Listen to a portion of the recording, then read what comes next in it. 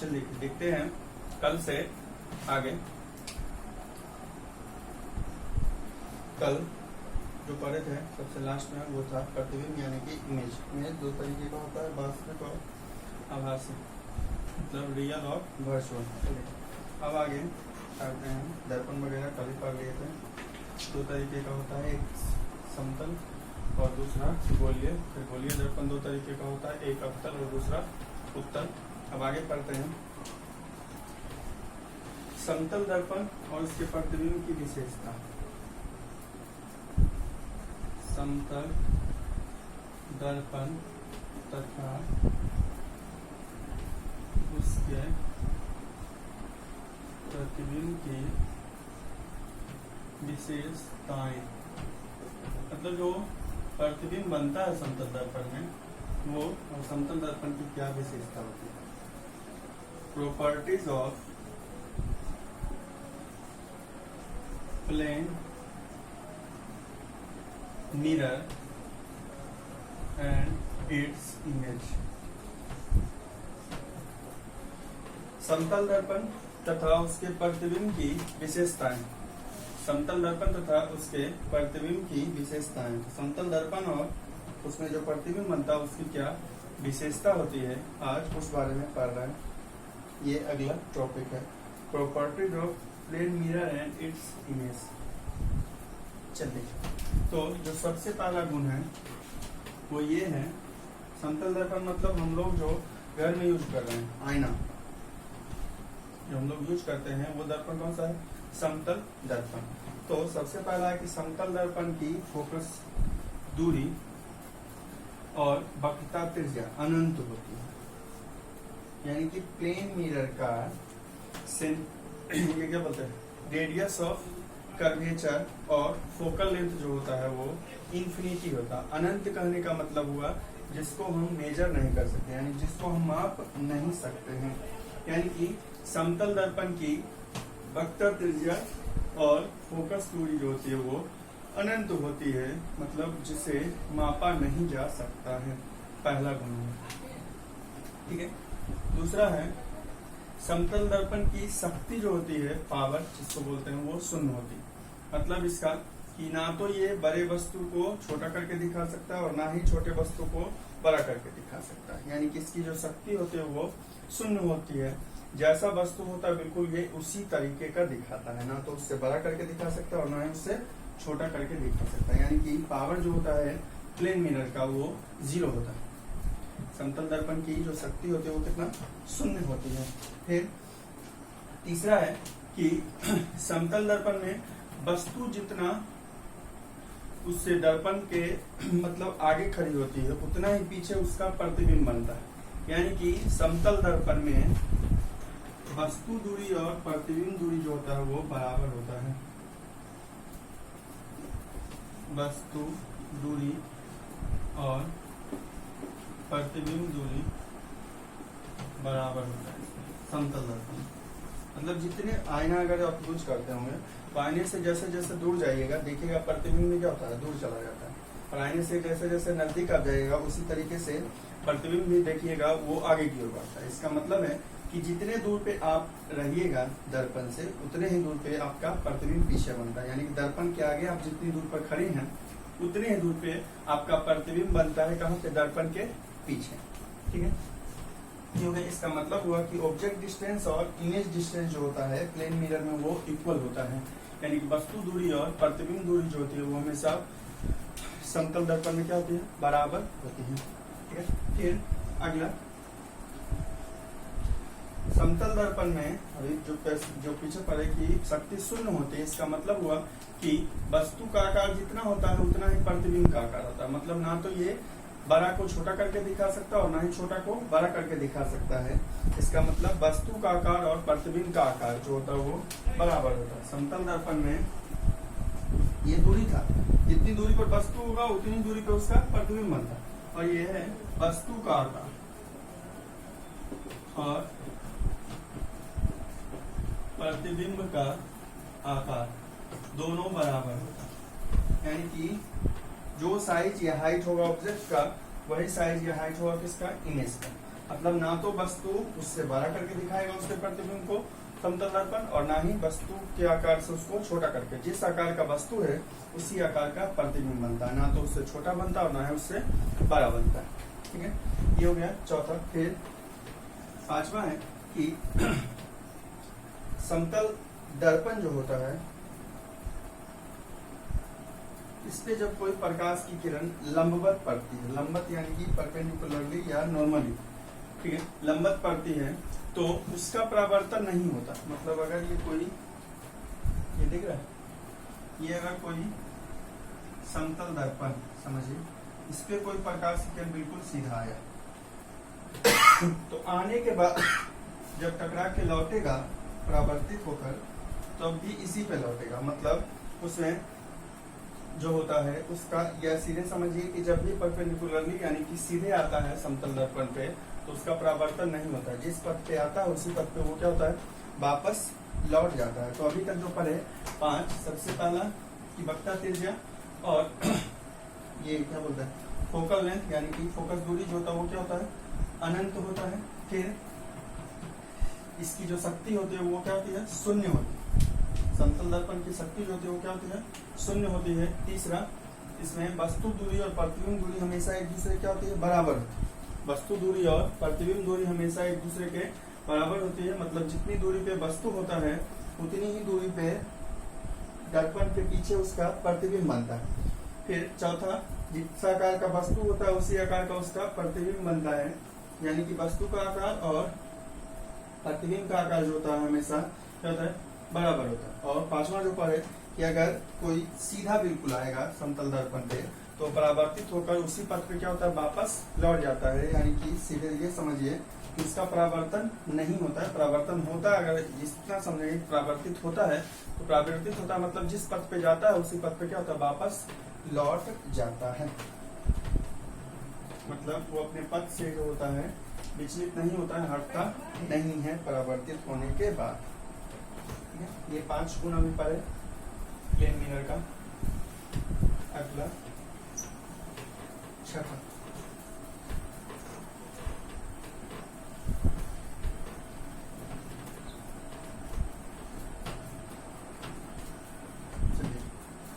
छठा जो है वो है समतल दर्पण में जब कोई प्रकाश की किरण आपतित होती है समतल दर्पण पर, तो वह 180 माइनस 2 थीटा कोण से विक्षेपित होती है। यानी कि डिफ्लेक्ट जो होता है वो 180 माइनस 2 थीटा से डिफ्लेक्ट होता है, विक्षेपित होता है अपने पथ से।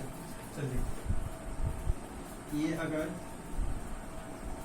कोई समतल दर्पण इस पे कोई प्रकाश की किरण आपतित हो, ठीक है, जैसा परावर्तन वाला पढ़े होंगे, ये हो गया आपतन कोण, जिसको लिखते हैं किससे, आई से। अब इसी कोण से ये यहाँ टकराने के बाद क्या होता है, फिर वापस लौट जाता है, और परावर्तन कोण को लिख रहे हैं किससे, आर से। ठीक है, ये आपतित हुआ और ये परावर्तित किरण इंसिडेंट है, और ये कौन सा, रिफ्लेक्टेड है। चलिए, ये आपतन कोण है मतलब एंगल ऑफ इंसिडेंस, और ये एंगल ऑफ रिफ्लेक्शन। तो जो परावर्तित होता है मतलब विक्षेपित होता है, उसके लिए कोण है 180 माइनस 2 थीटा। कैसे, चलिए, अगर आपतन कोण मान लेते हैं ये थीटा, तो परावर्तन के नियम में पढ़ चुके हैं कि आपतन और परावर्तन हमेशा बराबर है। तो ये भी कितना होगा, थीटा, यानी कि ये थीटा और थीटा कितना हो गया, पूरा यहाँ से यहाँ तक का आंसर कितना हो गया, 2 थीटा। थीटा प्लस थीटा कितना, 2 थीटा। चलिए, अब ये आपतित किरण अगर इससे परावर्तित होकर मतलब मुड़ता नहीं, तो कैसे जाना चाहिए था, बिल्कुल सीधा जाना चाहिए, ये इस तरीके से। अगर ये आपतित किरण परावर्तित होकर यहाँ नहीं जाता, मुड़ता नहीं, तो ये ऐसे सीधा आ रहा था, कैसे, बिल्कुल सीधा इस तरीके से जाता, इस तरीके से सीधा जाता। लेकिन अभी ये यहाँ जाना इसको, अगर ये परावर्तित नहीं होता तो यहाँ होता, लेकिन अभी यहाँ से जा रहा है, इसके बीच का कोण निकालना, ये वाला कोण कितना होगा, कैसे निकालेगा, तो ये यहाँ से यहाँ बिल्कुल सीधा सा लाइन बन रहा है, ये मतलब पूरा कोण कितना, 180, और इतना ही दूर आपको चाहिए, इतना ही दूर चाहिए। तो ये वाला तो इधर वाला कोण पता है, थीटा प्लस थीटा कितना, 2 थीटा। तो ये पूरा यहाँ तक का आंसर 180। तो ये वाला कोण कैसे निकालेंगे, जब 180 में इधर वाला मान क्या करेंगे, हटा देंगे, यानी कि इसका मान 180 माइनस कितना, 2 थीटा हो, 180 माइनस 2 थीटा। ध्यान से समझिए, देखिए ये आपतित किरण है, मान लीजिए कि ये थीटा कोण से तो फिर टकराकर जो लौटता है वो भी थीटा कोण से, क्योंकि आपतन और परावर्तन कोण हमेशा एक दूसरे क्या होता है, बराबर होता है। तो ये थीटा, तो ये भी कितना थीटा। अब ये यहाँ परावर्तित होकर, लेकिन अगर ये परावर्तित नहीं होता तो सीधे आ रहा था, बिल्कुल सीधे इस तरीके से जाना था, जाना यहाँ था, लेकिन अभी परावर्तित होकर यहाँ, तो कितने कोण से विक्षेपित हुआ, मतलब डिफ्लेक्ट हुआ, मुड़ा, तो वो कैसे निकालेगा, यहाँ पे है लेकिन जाना इसको यहाँ था, ये वाला कोण चाहिए, कैसे निकालेगा, ये बिल्कुल सीधा सा लाइन है, मतलब ये पूरा कोण कितने का 180 का, उसमें ये थीटा कितना हो गया 2 थीटा, इधर वाला इतना दूर अगर घटा दीजिएगा तो इसका आंसर बचेगा, यानी कि 180 माइनस 2 थीटा। यानी कि जो किरण आपतित होता है वो जा रहा था यहाँ, लेकिन यहाँ गया, यानी कितने कोण से विक्षेपित हुआ 180 माइनस 2 थीटा से। यानी कि समतल दर्पण में आपतित प्रकाश की किरण जो है वो विक्षेपित होती है किस कोण से, 180 माइनस 2 थीटा से। ये छठा गुण हो गया। चलो अगला सब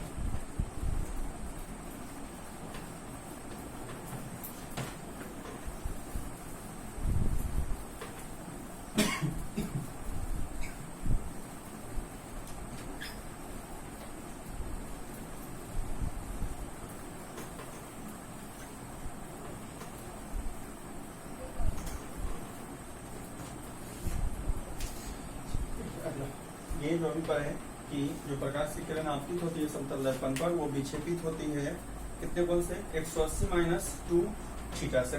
ठीक है, अब अगला जो है कि अगर समतल दर्पण जहाँ पहले पे रखा हो, जहाँ पहले से रखा हो, उसको अगर थीटा कोण से विक्षेपित कीजिएगा, यानी कि दर्पण को, अगर ये दर्पण रखा हुआ है, इसी को विक्षेपित कर दीजिए, मतलब यहाँ था, इसी को विक्षेपित कर दीजिए कितने कोण से, थीटा कोण से, तो जो परावर्तित किरण विक्षेपित होता है वो कितने से, 2 थीटा से। अभी देख रहे थे आपतन कोण और परावर्तन कोण के, मतलब आपतित किरण और परावर्तित कोण के बीच कितने का कोण होता है, 2 थीटा का।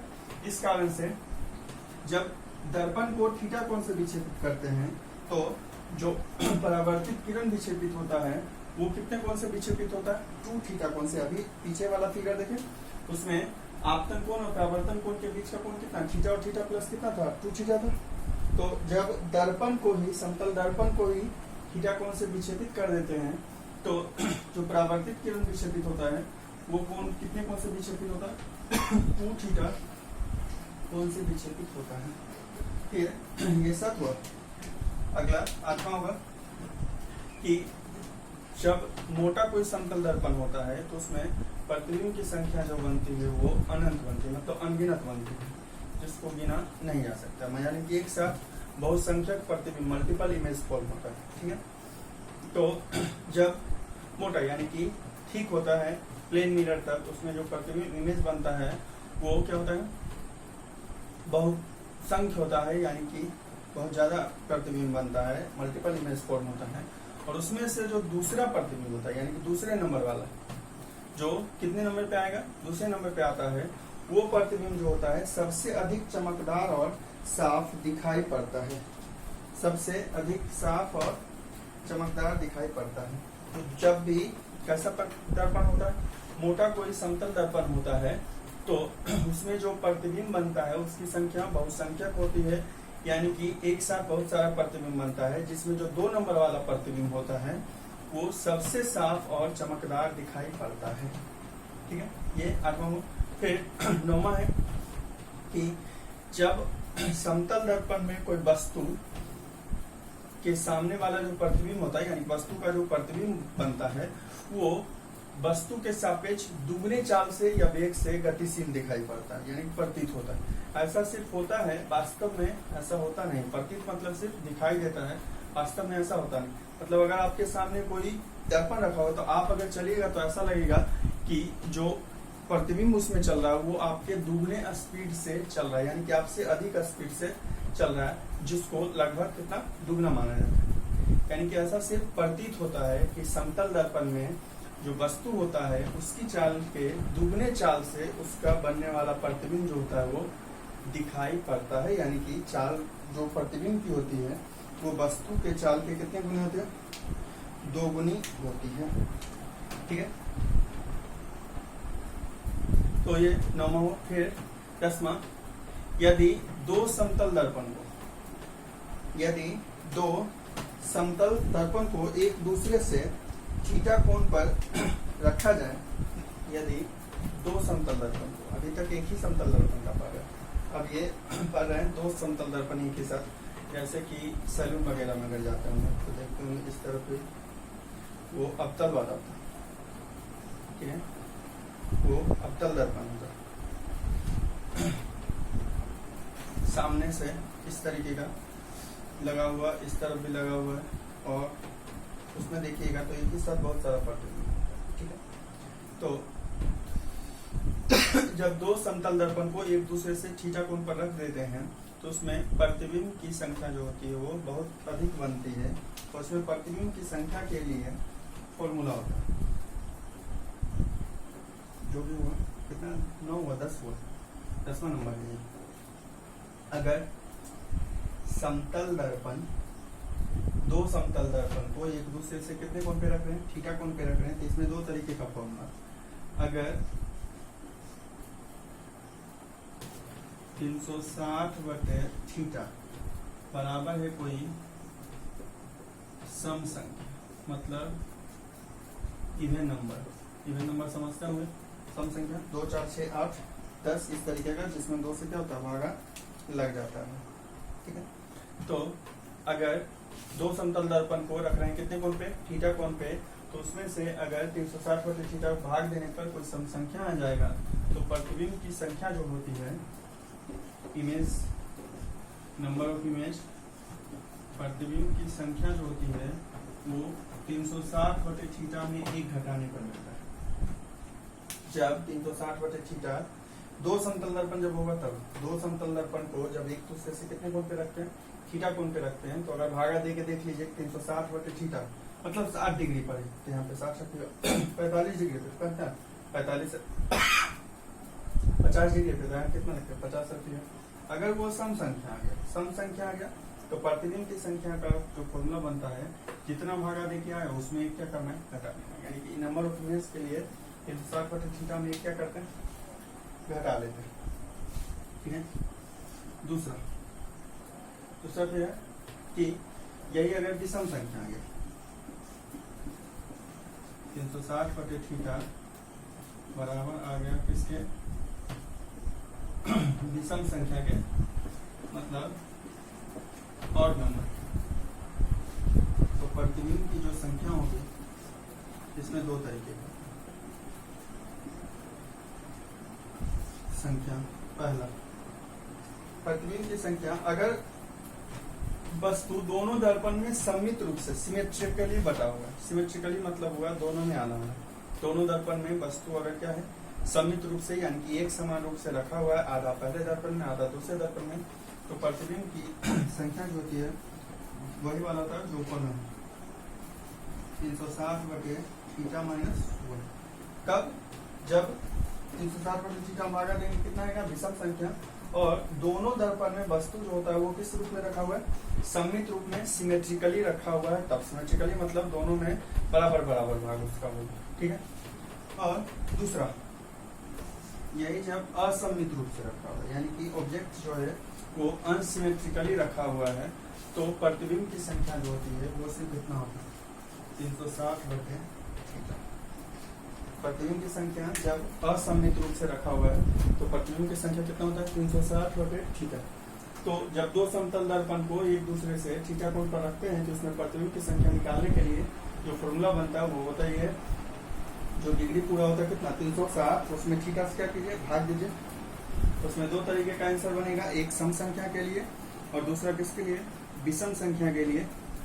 सम संख्या वाला जब आंसर निकालिएगा, सम संख्या आ गया, तो प्रतिबिंब की संख्या के लिए जितना आया 360/थीटा उसमें क्या कीजिएगा, घटा लीजिए, जितना 360/थीटा का आंसर है उसमें क्या करना है, घटा लेना। और वही अगर विषम संख्या आ गया तो उसमें दो तरीके का बनता है, अगर सममित रूप से है मतलब सिमेट्रिकली है तब वही वाला फॉर्मूला जो सम संख्या का होता है, 360/थीटा माइनस 1, और अगर असममित है मतलब किसी एक में ज्यादा उसका भाग है और किसी दूसरे में उसका भाग क्या है, कम है, तो फॉर्मूला बनेगा 360/थीटा से, ठीक है।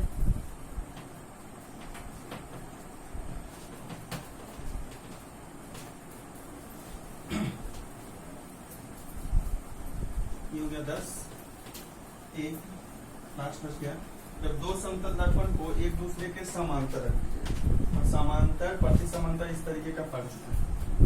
समांतर मतलब कोण जो हो जाता है वो कितना हो जाता है, 0 हो। कोण जो हो जाता है वो कितना हो जाता है, 0 हो जाता है।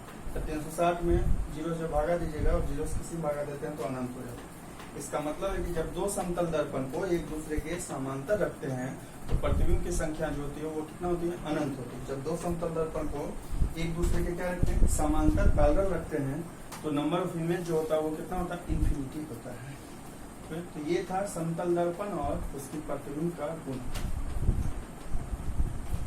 समतल दर्पण और उसकी प्रतिबिंब का गुण, जिसमें लास्ट वाला पॉइंट पर है कि जब दो समतल दर्पण को एक दूसरे के समांतर, समांतर मतलब कोण बनता है कितने का, 0 का, और 0 से भागा जब देते हैं किसी में तो अपरिभाषित या अनंत जिसको बोलते हैं वो, तो प्रतिबिंब की संख्या जो होगी वो कितना होगी, अनंत। ठीक है, तो ये पढ़ ले हम समतल दर्पण और उसके प्रतिबिंब की विशेषता, यानी कि properties of plane mirror and its image. ठीक है, अगला टॉपिक है गोलीय दर्पण से संबंधित पद, टर्म्स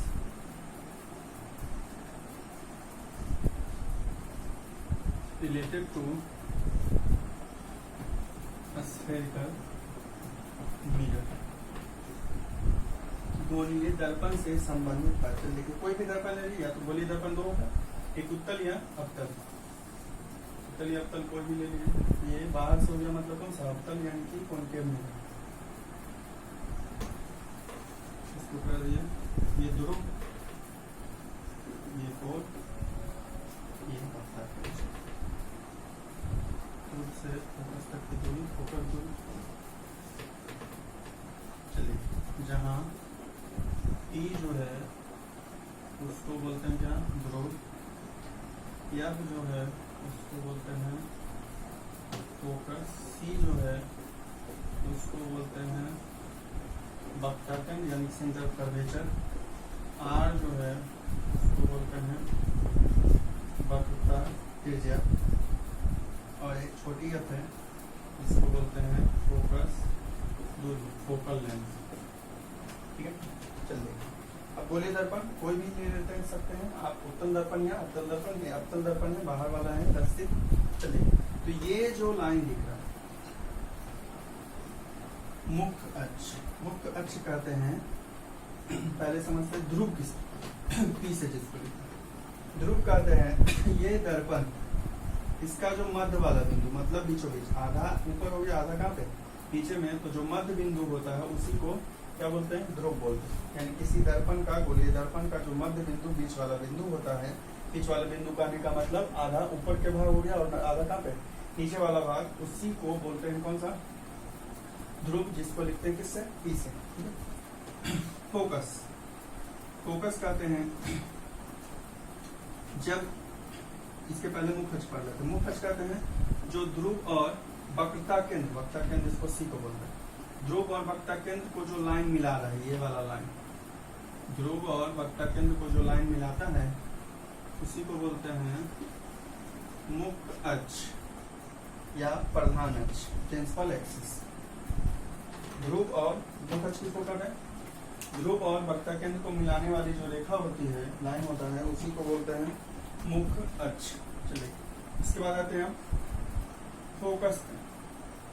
फोकस ये मुख्य अक्ष है, इसके समांतर जब कोई प्रकाश की किरण आती है, पैरेलल, पैरेलल टू किसके, प्रिंसिपल एक्सिस जब आता है कोई, तो रिफ्लेक्शन के बाद जिस पॉइंट से होकर गुजरता है, यानी कि परावर्तित जैसे ही होगा यहाँ पे आएगा, यहाँ से टकराने के बाद परावर्तित होकर हमेशा जिस बिंदु से गुजरता है वही उसका क्या कहलाता है, फोकस कहलाता है। इसका मतलब ये हुआ कि जब भी मुख्य अक्ष के समांतर कोई प्रकाश की किरण आएगा तो ये हमेशा ध्यान रखना है कि वो कहाँ से होकर गुजरता है, फोकस से ही गुजरता है। यानी कि जब कोई प्रकाश की किरण गोलीय दर्पण के मुख्य अक्ष के समांतर आती है तो वह जिस बिंदु से होकर गुजरती है उसी को उसका कौन सा बोलते हैं, फोकस बोलते हैं, जिसको लिखते हैं बड़ी अक्ष।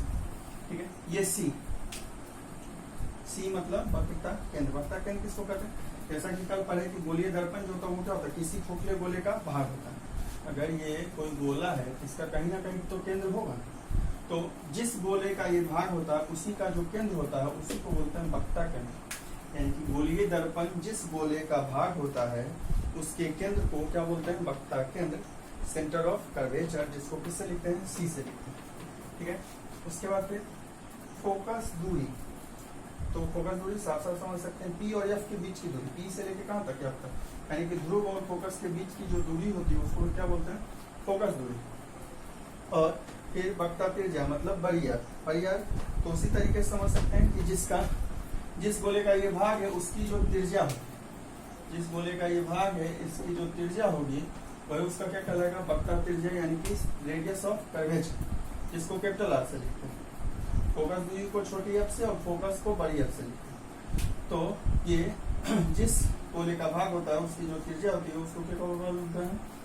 वक्ता त्रिज्या। या दूसरा इस तरीके से समझ सकते हैं, फोकस दूरी से लेके कहाँ तक का दूरी? वक्ता केंद्र। फोकस ये ध्रुव से, पी ध्रुव न, ध्रुव से वक्ता केंद्र तक की जो दूरी होती है वही क्या कहलाता है? वक्ता त्रिज्या, जिसको बड़ी आर से लिखते हैं। ठीक है, ये इतना चीज समझिए गोलीय दर्पण से संबंधित। उसके बाद एक बच गया द्वारक, जिसको अपर्चर बोलते हैं। तो ये अगर अवतल दर्पण है तो इसके परावर्तक सतह, जानते हो अवतल दर्पण में बाहर वाला रस स्थित है, परावर्तक सतह कौन सा? अंदर वाला हो। इसके लिए जो व्यास का काम करेगा, परावर्तक सतह के लिए जो व्यास होता है वही कहलाता है द्वारक, मतलब अपर्चर। जो डायमीटर होता है इसके लिए, रिफ्लेक्टिंग सरफेस के लिए, वही क्या कहलाता है? अपर्चर। ठीक है, तो ये इतना टर्म है जो संबंधित है किससे? गोलीय दर्पण से। वो अवतल हो या कौन सा? उत्तल हो। ध्रुव मतलब दर्पण का मध्य बिंदु। फिर फोकस मतलब जब कोई प्रकाश की किरण मुख अक्ष के समांतर आती है तो परावर्तन के बाद यानी कि रिफ्लेक्शन के बाद जिस बिंदु से होकर गुजरती है उसको उसका क्या बोलते हैं? मुख। ये फोकस बोलते हैं, फोकस बोलते हैं जिसको बड़ी अक्ष। ठीक है, मुख अक्ष किसको बोलते हैं? ध्रुव और वक्ता केंद्र को जो रेखा मिलाती है उसको मुख अक्ष बोलते हैं। फिर वक्ता केंद्र किसको बोलते हैं? जिस गोले का गोलीय दर्पण भाग होता है उसका जो केंद्र होता है उसी को क्या बोलते हैं? वक्रता केंद्र बोलते हैं। वक्ता त्रिज्या किसको बोलते हैं? जिस गोले का भाग होता है गोलीय दर्पण उसकी जो त्रिज्या होती है उसी को क्या बोलते हैं? वक्ता त्रिज्या, जिसको बड़ी आर से लिखते हैं। या वक्ता त्रिज्या का दूसरा परिभाषा इस तरीके से समझ सकते हैं कि ध्रुव से लेके कहाँ तक वक्ता केंद्र के बीच की जो दूरी होती है। फिर फोकस दूरी किसको कहते हैं? ध्रुव और फोकस के बीच की दूरी। फोकस दूरी को छोटी एफ से लिखते हैं जबकि फोकस को बड़ी एफ से लिखते हैं। और एक लास्ट द्वारक बच गया, तो जो परावर्तक सतह होता है किसी गोलीय दर्पण के लिए उसके लिए जो व्यास का काम करता है यानी डायमीटर होता है वही उसका द्वारक यानी कि अपर्चर कहलाता है। तो ये इतना मतलब जो टर्म है, पद है, संबंधित है किससे? गोलीय दर्पण से।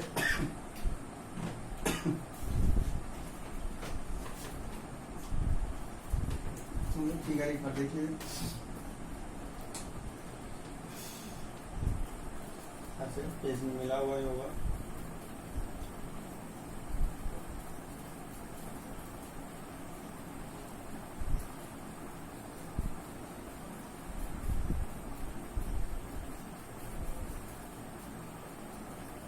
हो गया?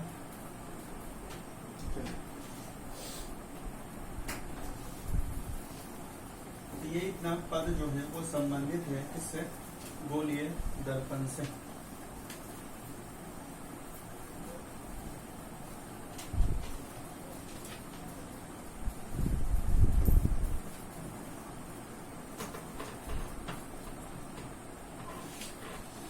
अब जो अगला टॉपिक है वो है प्रकाश की प्रकृति या किरण की प्रकृति, nature of rays. Nature of rays, किरण की प्रकृति। किरण की प्रकृति के आधार पे ही हम आगे पढ़ते हैं कि किस दर्पण में कैसे प्रतिबिंब बनता है। अवतल दर्पण में और किसमें? उत्तल दर्पण में। तो सबसे पहला है जब कोई प्रकाश की किरण अब मतलब गोलीय दर्पण के मुख अक्ष के समांतर, मुख अक्ष के समांतर तो एक ही में बना लेते हैं दोनों, एक अवतल एक तरफ और दूसरी तरफ उत्तल। चल देखिए, ये बाहर से कर दिए तो हो गया कौन सा, अवतल। ऐसा बना लीजिए सब, ध्रुव, फोकस, वक्ता, इतना का ही काम है। चल देखिए क्या बोल रहा है, मुख अक्ष के समांतर लाइन। तो ये आमतौर पर एक ध्रुव और वक्ता के इनको जो लाइन मिलाते हैं उसको क्या बोलते हैं, मुख अक्ष। तो ये मुख अक्ष के समांतर लाइन। तो दर्पण से परावर्तित होने के बाद, अभी पीछे पढ़े ही थे, ये हमेशा कहाँ से गुजरता है, फोकस से। जिस बिंदु से गुजरता है उसी को उसका क्या बोलते हैं, फोकस। तो यहाँ पे आएगा इसके समांतर, दर्पण से टकराएगा और गुजर जाएगा कहाँ से, फोकस से। तो उसमें अवतल में जो है वो वास्तव में गुजर जाता है, जबकि उत्तल में सिर्फ गुजरता हुआ प्रतीत होता है। इसका अंदर वाला सतह ही क्या होगा, प्रस्थित रहता है। ये ध्रुव हो गया, इसका सब कुछ आभासी होता है, फोकस हो गया और ये केंद्र। तो लाना है मुख अक्ष के समांतर, मतलब ये वाला लाइन इस तरफ इसमें कभी नहीं होगा, क्योंकि ये सतह जो है इसमें जैसे सतह ये वाला था तो इसी तरफ परावर्तन होकर चला है, तो इसमें इस तरफ होगा ही नहीं, और जबकि इसका सब कुछ इस तरफ होता है। इस कारण से इसमें वास्तव में बनता है, जबकि इसमें क्या होता है, सिर्फ बनता हुआ दिखाई देता है, वास्तव में बनता नहीं, प्रतीत होता है। ये जो मुख अक्ष है इसके समांतर लाइन, यहाँ से टकराने के बाद ये इसी तरफ गुजर जाएगा, इसी तरफ गुजर जाएगा। लेकिन जैसा पढ़े कि दर्पण से परावर्तन के बाद हमेशा क्या होगा, फोकस पर मिलता है या मिलता हो प्रतीत। तो इसमें सिर्फ प्रतीत होगा, और जब वास्तव में नहीं मिलता तो उसको डॉट डॉट डॉट करके मिलाते हैं उत्तल दर्पण में। तो ये बता रहा सिर्फ मिलता हुआ प्रतीत होगा। तो इसका मतलब क्या हुआ कि जब भी कोई इंसिडेंट रे पैरेलल होगा किसके, प्रिंसिपल एक्सिस के, तो आफ्टर रिफ्लेक्शन वो या तो फोकस से पास होगा या सीम्स टू बी पास, यानी कि उससे पास होता हुआ सिर्फ दिखाई देगा। यानी कि जब कोई प्रकाश की किरण गोलीय दर्पण के मुख अक्ष के समांतर आती है तो या तो फोकस से होकर गुजरती है, कब, जब अवतल दर्पण होगा, और गुजरता हुआ सिर्फ प्रतीत होती है, तो कौन सा दर्पण होगा, उत्तल दर्पण होगा। ये हो गया पहला, जब प्रकाश की किरण मुख अक्ष के समांतर। दूसरा इसी का उल्टा, इसमें क्या, मुख अक्ष के समांतर आया तो फोकस पे चला है। दूसरा इसी का उल्टा कर दीजिए कि फोकस पे ही आएगा, क्या हो जाएगा, मुख अक्ष के समांतर। ये था पहला। तो पहला हो गया, इसी के आधार पर फिर आगे प्रतिबिंब बनाते हैं। आगे जब प्रतिबिंब पढ़िएगा तो इसी किरण की प्रकृति के आधार पर बनता है। दूसरा है, तो अभी जो पहला पढ़े वो क्या था कि मुख अक्ष के समांतर आएगा। मुख अक्ष के समांतर आएगा तो वो अगर अवतल दर्पण होगा तो फोकस से गुजर जाएगा, और अगर उत्तल दर्पण होगा तो गुजरता हुआ प्रतीत होगा, मतलब वास्तव में गुजरता नहीं। दूसरा, फोकस पर आपतित किरण, यानी कि जब प्रकाश किरण किस दिशा में आएगा, फोकस की दिशा में। तो फिर से उसी तरीके का बना लीजिए, एक तरफ हो गया अवतल और एक तरफ उत्तल, ध्रुव, फोकस, वक्ता केंद्र। चलिए इसका क्या करना, पिछला जो बनाया वो क्या था, मुख अक्ष के समांतर लाए तब फोकस से गुजरा। इस बार क्या बोला, आपतित ही कराना कहाँ पे, फोकस पे, यानी कि इंसिडेंट ही करना है कहाँ पे, फोकस। मतलब ये आपतित हुआ फोकस पे, यहाँ के दर्पण से टकरा गया। तो उसमें था मुख अक्ष के समांतर तो फोकस से गुजरता, इसमें फोकस पर आ ही रहा, तो टकराने के बाद क्या हो जाएगा, मुख अक्ष के समांतर। पिछला जो पहला पद है वो क्या था कि मुख अक्ष के समांतर आएगा, तो मुख अक्ष के समांतर जब आएगा तो कहाँ से होकर गुजरता है, फोकस पर। इस बार क्या, फोकस पर ही आएगा, तो टकराने के बाद क्या हो जाएगा, मुख अक्ष के समांतर। ये इसमें फिर वास्तव में होगा नहीं, सिर्फ दिखाई देगा। ध्रुव, फोकस, सेंटर। चलिए इस बार फोकस पे लाना ही, इस बार फोकस पे इसको क्या करना, लाना। तो ये टकराने के बाद क्या होगा, मुख अक्ष के समांतर। अब इसमें अगर अभी आप क्लास में पढ़ रहे होते हैं तो सीधे आप पूछते सर ये पिछला वाला जो था और इस वाला जो था, ये जो भी बना है ये दोनों तो एक ही। ध्यान से अगर इसको देखिएगा तो तीर वाला निशान उल्टा होगा, पिछला जो पढ़े उसमें ये आ रहा होगा, ये क्या था, बाहर क्यों जा रहा है।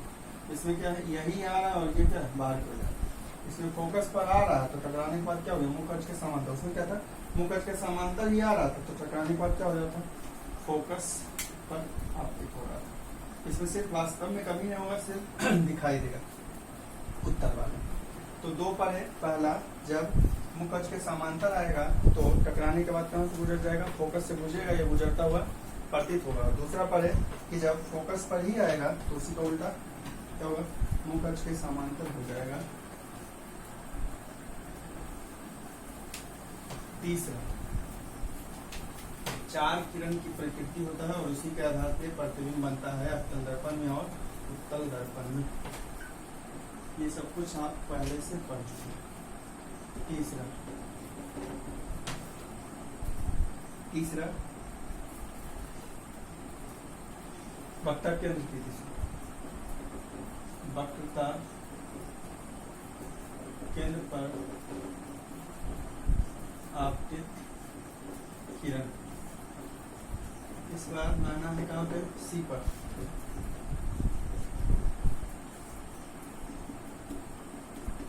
ये हो गया, ये ध्रुव फोकस सेंटर, ध्रुव फोकस सेंटर।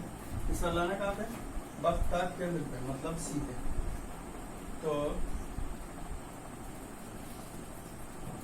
इसको ऐसे लाइए, ये आपकी थोड़ा वक्ता केंद्र पे। तो क्या होगा, वक्ता केंद्र पे जब आता है उसका परावर्तन नहीं होता। जैसे अभी पढ़े समतल दर्पण में कि लंबवत जब भी आता है, सीधा आता है, तो वापस क्या होता है, पुनः उसी रास्ते पे लौट जाता है। वक्ता केंद्र वाले में गोलीय दर्पण में वही होता है। जैसे वक्ता केंद्र पे सी पे आएगा, मतलब ये इसी पे आएगा और फिर वापस परावर्तित होकर उसी पे क्या होता है, लौट जाता है। सी पर जब आता है तो वापस परावर्तित होने के बाद उसी पर लौट जाता है। इधर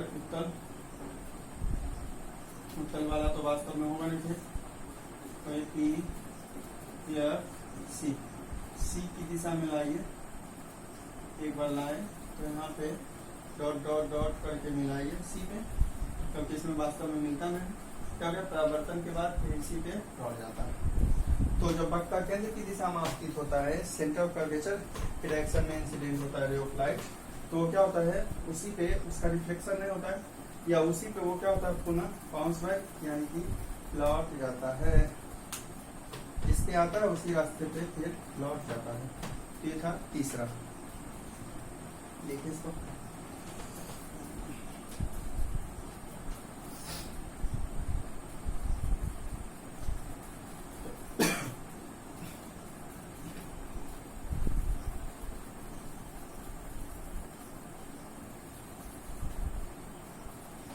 एक चौथा सबसे लास्ट,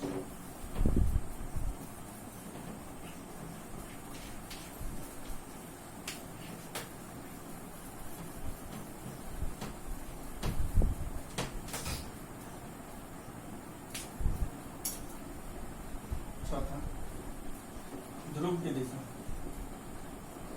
ध्रुव पर आपतित किरण, ध्रुव पर आपतित किरण, इसका किरण आरेख क्या समझेगा, ये आए ध्रुव फोकस सेंटर। इस बार आपतित कहाँ पे करना है, ध्रुव पे। तो लाइए ध्रुव यानी कि पी पे, इस पे लाइएगा तो ये जितने कोण से आता है उसको आपतन कोण आई बोलते हैं।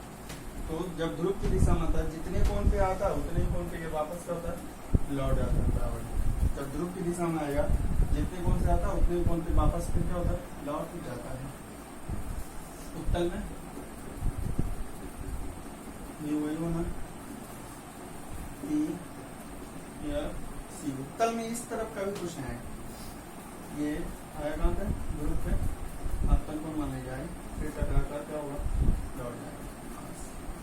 तो ध्रुव की दिशा में जब आता है तो जितने कोण से वापस आता है, मतलब जितने कोण से आपतित होता है उतने कोण से क्या होता है, फिर वापस लौट जाता है। अवतल हो या उत्तल। तो इस तरीके से 4 प्रकार का किरण आरेख पर इसी के आधार पे प्रतिबिंब जो बनता है उसको पढ़ते हैं। प्रतिबिंब इसी के आधार पे किरण आरेख के आधार पे बनेगा। आगे अवतल दर्पण में कैसे प्रतिबिंब बनता है और उत्तल दर्पण में, अवतल में 6 प्रतिबिंब बनता है, उत्तल में 2 प्रतिबिंब बनता है। ठीक है, तो किरण आरेख जो चारों पर है उसमें ध्यान से पढ़ते तो सुन लीजिए। जब मुख्य अक्ष के समांतर आएगा, यानी पैरेलल टू प्रिंसिपल एक्सिस, तो रिफ्लेक्शन के बाद जो होगा यानी परावर्तन के बाद कहाँ से होकर गुजरेगा, फोकस से होकर गुजरेगा। अवतल अगर है तो वास्तव में गुजरेगा, और उत्तल अगर है तो सिर्फ क्या हुआ, गुजरता हुआ प्रतीत होगा। उत्तल में से गुजरता हुआ प्रतीत होगा। फिर दूसरा, उसी का उल्टा कर दीजिए। पहला जो था मुख अक्ष के समांतर था, तो गुजरे कहाँ से, फोकस से। दूसरा कर दीजिए कि फोकस पर ही आपतित में, यानी कि इस बार आ ही रहा है कहाँ पे, फोकस पर। आ ही रहा है कहाँ पे, फोकस पर। तो क्या हो जाएगा, टकराने के बाद मुख अक्ष के समांतर होगा। जब आएगा ही फोकस पे तो टकराने के बाद मुख अक्ष के क्या हो जाता है, समांतर हो जाता है। फिर तीसरा जो था वक्ता केंद्र वाला, इसका परावर्तन नहीं होता है, वो उसी पे आता है, फिर उसी पे क्या होता है, वापस लौट जाता है। अवतल दर्पण होगा तो वास्तव में दिखेगा, जबकि उत्तल होता है तो वास्तव में दिखता नहीं है। ठीक है। और फिर सबसे लास्ट वाला ध्रुव वाला है। ध्रुव वाला है कि जितने कोण पे आपतित होता है, अवतल होता है, उतने कोण से क्या होता है, परावर्तित होकर वापस लौट जाता है। तो ये 4 किरण आरेख होता है, इसी के आधार पर प्रतिबिंब बनता है। फिलहाल इसका नोट पढ़ लेते हैं। नोट जो था उसमें पहला है कि अवतल दर्पण का फोकस और वक्ता केंद्र जो होता है वो वास्तव है, क्योंकि इसका इस तरफ है, इस कारण से ये वास्तविक नहीं है, ये कैसा है, आभासी है, क्योंकि इसमें हमेशा डॉट डॉट डॉट करके ही मिलाना होगा, क्योंकि ये वास्तव में मिलता नहीं है। ये इसका मतलब है कि ये जो है ये कैसा है, आभासी, काल्पनिक, जबकि ये जो है ये कैसा होता है, वास्तविक होता है। यानी कि अवतल दर्पण का जो फोकस और ये सेंटर ऑफ कर्वेचर होता है वो रियल होता है, जबकि उत्तल यानी कि कॉन्वेक्स मिरर का जो फोकस और ये सेंटर ऑफ कर्वेचर होता है वर्चुअल होता है, यानी कि जो वास्तव में नहीं होता है। फिर दूसरा कि अवतल दर्पण की फोकस दूरी और वक्ता त्रिज्या ऋणात्मक होती है। अवतल दर्पण की फोकस दूरी जिसको किससे लिख रहे हैं, एफ से, और वक्ता त्रिज्या जिसको आर से लिख रहे हैं, वो अवतल दर्पण जब होगा तो माइनस में हो, यानी कॉनकेव मिरर के लिए माइनस में होता है, जबकि कॉन्वेक्स मिरर के लिए किसमें होता है, प्लस में। ठीक है। आगे चिन्ह परिपाटी पढ़ेंगे तो ये क्लियर हो जाएगा कैसे माइनस में होता है, कैसे क्या होता है, प्लस में होता है, साइन कन्वेंशन के बाद। तो सिर्फ इतना समझ लेते हैं कि अवतल दर्पण के लिए फोकस दूरी यानी छोटी एफ और वक्ता त्रिज्या बड़ी एफ जो होता है वो क्या होता है, माइनस में होता है, जबकि उत्तल दर्पण के लिए किसमें होता है, प्लस में होता है। फिर अगला कि अवतल दर्पण की क्योंकि फोकस दूरी माइनस में होता है तो क्षमता भी क्या होता है, माइनस में होता है, जबकि उत्तल दर्पण की क्षमता जो होती है वो किसमें होती है, प्लस में होती है। अवतल दर्पण यानी कॉन्वेक्स, ये कॉनकेव मिरर का जो फोकस होता है, फोकल लेंथ जो होता है निगेटिव होने के कारण जो पावर होता है वो भी क्या होता है, ऋणात्मक होता है, निगेटिव होता है, जबकि कॉन्वेक्स मिरर का फोकल लेंथ पॉजिटिव होने के कारण पावर भी जो होता है वो किस क्या होता है, पॉजिटिव होता है। हो गया। फिर अगला है अवतल दर्पण में आभासी और वास्तविक दोनों बनता है। आगे जब प्रतिबिंब पढ़िएगा तो अवतल में दोनों बनता है, आभासी भी बनता है और कौन सा, वास्तविक, रियल और वर्चुअल दोनों इमेज फॉर्म होता है, जबकि उत्तल में केवल आभासी बनता है, यानी कि इसमें वास्तविक प्रतिबिंब नहीं बनता है। उत्तल में वास्तविक प्रतिबिंब नहीं बनता है, उत्तल में केवल कैसा बनता है, आभासी, मतलब वास्तव में अभी जो देखे उसी समय देखो हम सबको डॉट डॉट करके मिलाते हैं, मतलब वो रियल में मिलता नहीं है, सिर्फ मिलता वो क्या होता है, दिखाई देता। और जो अगला पॉइंट है छठा कि अवतल दर्पण जो होता है उसको बोलते हैं अभिसारी लेंस। अभिसारी का काम है एक बिंदु पर जमा करना, जबकि अपसारी का मतलब होता है फैलाना, अभिसारी मतलब वो एक बिंदु पे जमा करना।